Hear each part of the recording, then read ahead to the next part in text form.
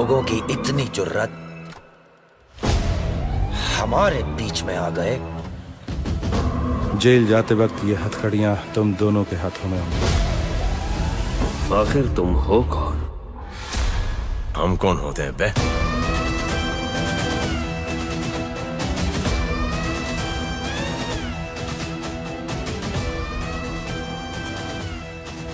अमृत फूलता है मुझ में, संहार झूलता है मुझ में। महान कवि दिनकर ने जब ये कविता लिखी होगी ना, तब उन्हें भी ये अंदाजा नहीं होगा कि भारत माता का एक सपूत इसे रणभूमि में साबित कर देगा। राष्ट्रीय परमवीर चक्र से सम्मानित और देश प्रेम से भरे हुए शहीद राइफलमैन जसवंत सिंह रावत की कहानी सुनकर आज भी हर भारतीय की छाती जो है वो गर्व से फूल जाती है और सरहद पार दुश्मनों का जो गला है ना वो सूखने लगता है। शहीद जसवंत सिंह, जिनके बारे में ये प्रचलित है कि उन्होंने पूरी चीनी सेना का मुकाबला अकेले किया था और एक ऐसा द्वार थे जिसे भेजने से पहले चीन को अपनी सेना के 300 जवानों की आहुति देनी पड़ी थी। 1962 की लड़ाई में अपनी घुसपैठ की स्ट्रैटेजी को आगे बढ़ाते हुए चीनी सेना अरुणाचल की सीमा में घुस आई थी, पर वो इस बात से अनजान थे कि उनका काल बनकर स्वयं जसवंत सिंह रावत उनके लिए अपनी पोस्ट पर उनका इंतजार कर रहे हैं। 17 नवंबर 1962 की सुबह चीनी सैनिकों ने सेना टॉप पर चढ़ाई शुरू कर दी। अचानक हुई घुसपैठ के चलते वहां के गढ़वाल राइफल्स इस घुसपैठ के लिए ना तैयार नहीं थे। साथ ही संख्या में कम होने के कारण फॉर्म को छोड़कर पीछे हटने का ऑर्डर दिया गया, पर जसवंत सिंह रावत तो बचपन से ही खुमार था। उन्हें वहां से हटना नामंजूर था और उन्होंने वहीं डटे रहने का फैसला किया। उनकी शौर्य गाथा इसलिए लोगों को आज भी मुंह जबानी याद है।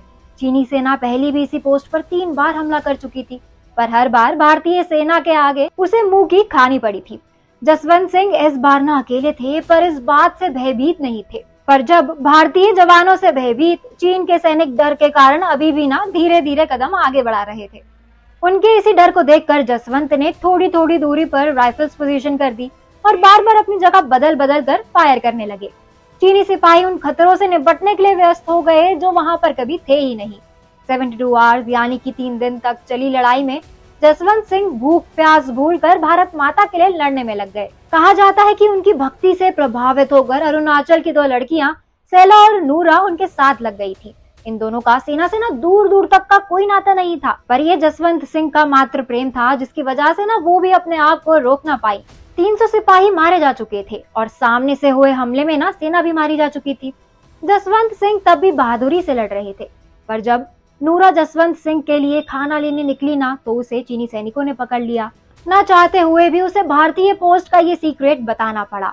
ये सुनकर चीनी सैनिक ना और भी ज्यादा बौखला गए कि 3 दिनों तक कोई एक भारतीय सैनिक उनकी सेना से अकेले कैसे लड़ सकता है। जसवंत सिंह को जब ये समझ आया कि उनका सीक्रेट जो है वो खुल चुका है, उन्होंने चीनी सेना के हाथों मारे जाने से अच्छा एक गोली खुद को ही मार ली और ऐसे वो वीर गति को प्राप्त हुए।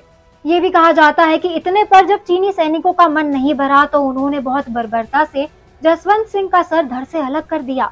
जसवंत सिंह की बहादुरी से भारतीय सेना को इतना मनोबल मिला कि उन्होंने चीनी सेना को बॉर्डर से खदेड़ दिया। चीनी सेना से युद्ध के बाद चीनी सेना ने जसवंत सिंह का सर भारतीय सेना को वापस कर दिया था। साथ ही पराक्रमी सिपाही की मूर्ति बनाकर भारत भेजी गई। यदि स्पॉट मेमोरियल में जाया जाए तो जसवंत सिंह से जुड़ी और भी कई बहादुरी की कहानियां ना उनके साथियों ने खुद ही बताई। इस कहानी के मुताबिक चीन का चौथा हमला बहुत ही आत्मघाती था। चीनी सैनिक मशीन गन लेकर भारतीय सेना पर हमला बोल रहे थे। जहां भारतीय सेना पूरे जज्बे के साथ उनका मुकाबला कर रही थी, वहीं चीनी सैनिकों के पास बेहतर हथियार होने के कारण वो भारी पड़ रहे थे। इस बीच राइफलमैन जसवंत सिंह और राइफलमैन गोपाल सिंह ने मिलकर चीनी सेना को निरस्त करने का एक प्लान बनाया और आगे बढ़े। दोनों ने अपने नाम को रखा और गोलीबारी के बीच बच बचा कर वो चीनी पोस्ट पर पहुंचे।